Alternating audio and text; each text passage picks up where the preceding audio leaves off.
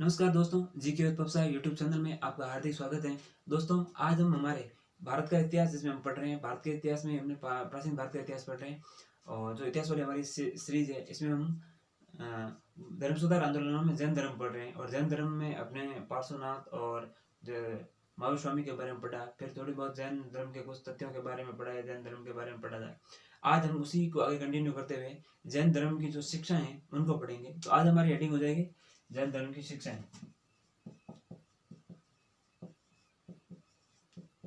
जैन धर्म की शिक्षाएं, तो इसमें 5 अणुव्रत हैं, उनके बारे में पढ़ेंगे। कौन से अणुव्रत हैं? ऐसे महाव्रत भी कहा जाता है, महाव्रत। और ये महाव्रत कौन कौन से हैं? पहला हो जाएगा सत्य या फिर अहिंसा कह सकते हैं। पहला है वो हो जाएगा अहिंसा। दूसरा है हमारा वो है सत्य। तीसरा है हमारा जो है आस्ते।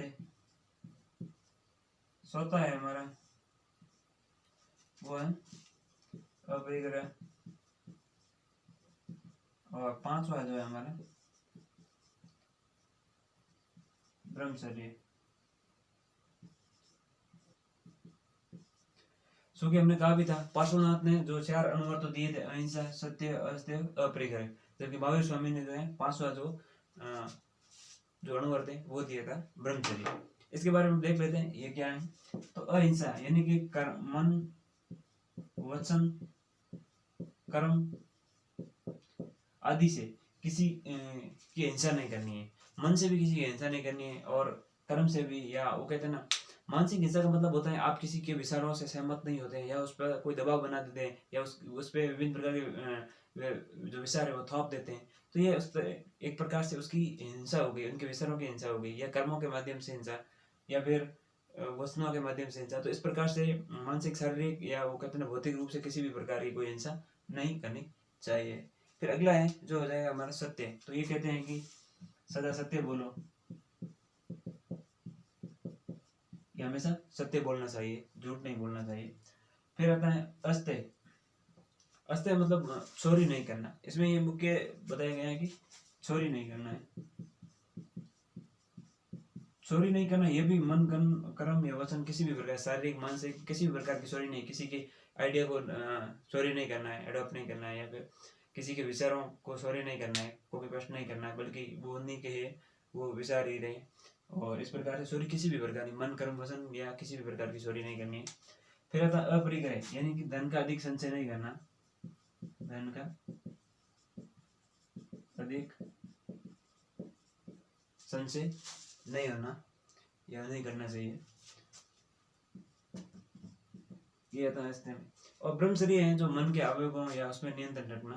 तो ये कह सकते हैं हम, मन के अवयव समय पर नियंत्रण, मन के अवयवों समय पर नियंत्रण रखना।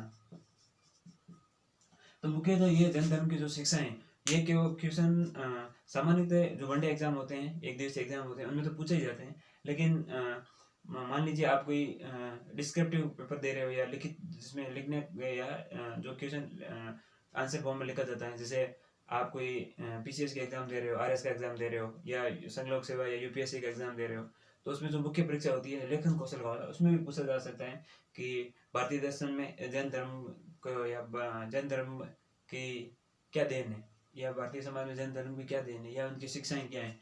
तो हम ये लिख सकते हैं कि ये जो देन है, ये इस प्रकार से हम जैन धर्म हमारे लिए, या ये इसकी प्रासंगिकता है। तो ये चीज़ें डिस्क्रिप्टिव टाइप में लिखने में भी हमारे काम आ सकती है। तो उस रूप में भी हम इसको पढ़ सकते हैं। आगे हम देखेंगे जैन धर्म की कुछ और बातें, जिसमें वो मोक्ष की प्राप्ति उससे संबंधित कुछ और शिक्षाएं हैं, या फिर हम उसको एक और नाम दे सकते हैं, निर्वाण प्राप्ति की क्रियाएं। निर्वाण इन मोक्ष होता है, तो निर्वाण प्राप्ति की 3 क्रियाएं। अब ये तीन क्रियाएं कौन कौन सी है वो देख लेते हैं। पहली है वो है आश्रव। पहली जो है वो है आश्रव, यानी कि इस आश्रव का जो अर्थ है वो है कर्मों का आत्मा की ओर गमन या प्रवाह। कर्मों का आत्मा की ओर, कर्मों का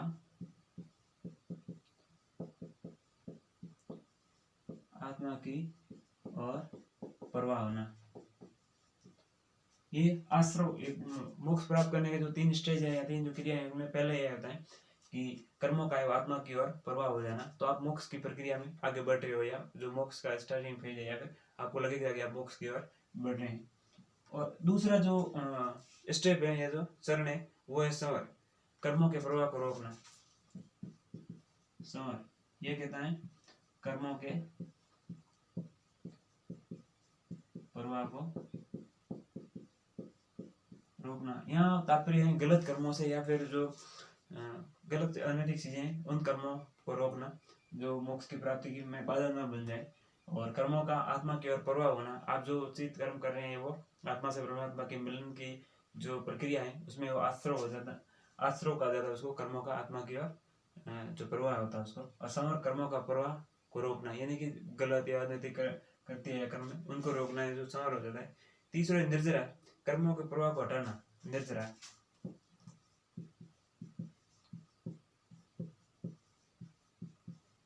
कर्मों के प्रवाह को हटाना। मान लीजिए आपने पूर्व में कुछ गलत कर्म कर दिए हैं या फिर पाप या ऐसा कोई कार्य कर दिया, अनैतिक कार्य कर दिए, पाप कर दिए हैं, तो लेकिन उसको अब सुधारा जा सकता है किसके माध्यम से? निर्जरा के माध्यम, कर्मों के प्रवाह को हटाना। और इसी ये मोक्ष की जो प्रक्रिया है उसके 3 चरण बताए गए हैं जैन धर्म में कि इस प्रकार से आप मोक्ष की जो यात्रा है उसमें आप आगे बढ़ सकते हैं और मोक्ष की जो मंजिल है उसको प्राप्त कर सकते हैं, उसके ये स्टेप हो सकते हैं। और हमारा ये क्वेश्चन इसलिए इंपॉर्टेंट हो जाए, कहीं अगर आश्रव लिखा आ जाता है उसमें सुमेलित करिए, या विकल्प के रूप में लिखा होता है आश्रव और उसमें नीचे लिखा होता है कौन सा कथन सही है या गलत है और समर या निर्जरा के बारे में, तो यह निम्न में से या फिर लिख देते हैं कि ये बौद्ध धर्म से संबंधित है या जैन धर्म से संबंधित है, किस धर्म से संबंधित है। तो ये जो टर्म है ये हम उस हिसाब से याद रख सकते हैं, तो हमारा इक्वेशन सॉल्व हो सकता है ऐसे। फिर इन्होंने जो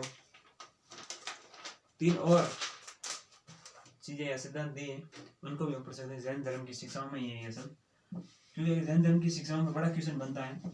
या आरएस की बात करूँ या जो भी किसी भी स्टेट बीसीएस का एग्जामिनेशन है उसमें अगर कहा जाए कि जैन धर्म की शिक्षाओं का उल्लेख कीजिए, तो आपको किसी एग्जाम में 100 नंबर में लिखना पड़ता है, 50 शब्दों में भी लिखना पड़ता है, किसी 150 शब्दों में लिखना पड़ता है। तो इसमें ये जो 3 चीजें हैं आप उसमें 5 अणुवर्त महावर्त को समझा सकते हैं, या फिर मोक्ष की प्राप्ति के जो 3 प्रक्रिया है उसको समझा सकते हैं। फिर यह कह सकते हैं कि आत्मा की उन्नति हेतु जैन धर्म के जो त्रिरत्न है, यह कह सकते हैं आत्मा की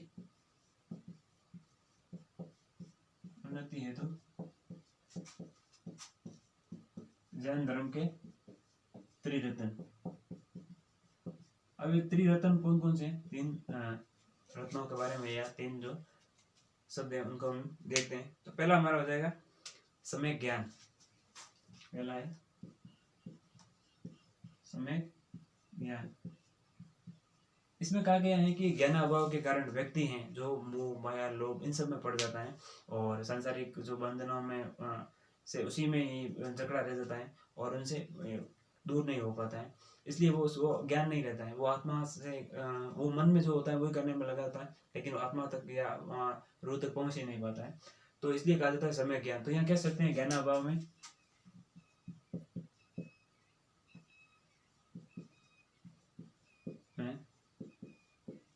व्यक्ति का मोह माया लोभ आदि में पड़ना या ग्रसित होना, तो ये हो जाएगा समय ज्ञान। फिर जो अगला वो है सम्यक दर्शन।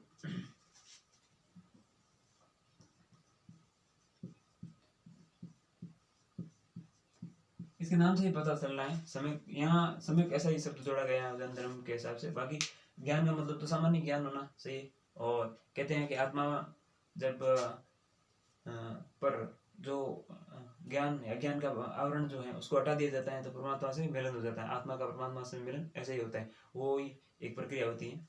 और जिसके माध्यम से जो साधु सन्यासी आदमी है या फिर जो व्यक्ति मोक्ष की प्राप्ति के लिए या आत्मा से परमात्मा के मिलन में लगे होते हैं, भक्ति मार्ग के माध्यम से, ज्ञान मार्ग के माध्यम से, या वो जो भी कर्म मार्ग से जो भी वो भक्ति करते हैं, ज्ञान भक्ति, कर्म भक्ति, योग भक्ति, उसके माध्यम से वो अपने परमात्मा से मिलते हैं, आत्मा से परमात्मा का मिलन कर रहे हैं। तो वो उसमें ज्ञान कहते हैं, अज्ञान के पर्दे हट जाने से आत्मा का परमात्मा से मिलन हो जाता है। उसी प्रकार सम्यक दर्शन में यहाँ जो जैन धर्म के तीर्थंकर हुए हैं या जैसे महावीर स्वामी हैं, तो ये जो उनके जो ज्ञान है, उपदेश है, उनको ये माना गया है कि सम्यक दर्शन के रूप में जैन तीर्थंकरों को उपदेशों को जीवन में उतारना।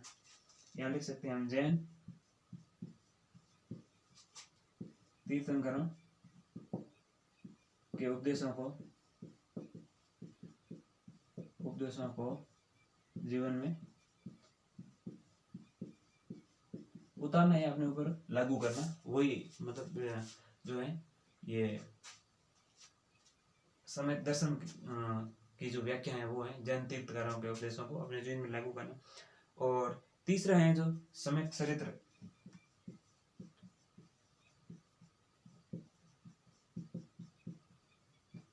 और सम्यक चरित्र व्यक्ति के व्यवहार पर निर्भर करता है, वो अपना व्यवहार कर देगा उसी हिसाब से उसका चरित्र का निर्माण होगा। तो हम ये कह सकते हैं इसमें कि व्यवहार को नियंत्रित कर अनुवर्तों का पालन करना, व्यवहार को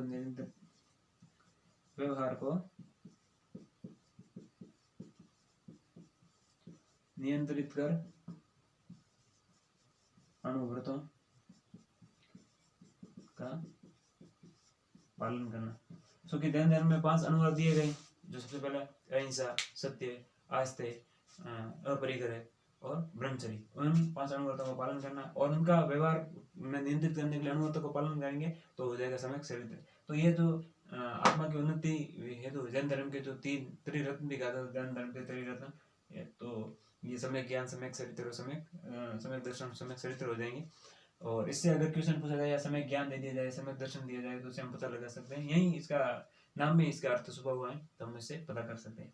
तो निश्चित तौर पर आज हमने जो बौद्ध धर्म के ज्ञान या जैन धर्म की जो शिक्षाएं हैं, जैन धर्म के 5 अनुव्रत हैं, जैन धर्म के मोक्ष प्राप्ति के शरण है, या जैन धर्म के जो त्रिरत्न है, उनके बारे में पढ़ा।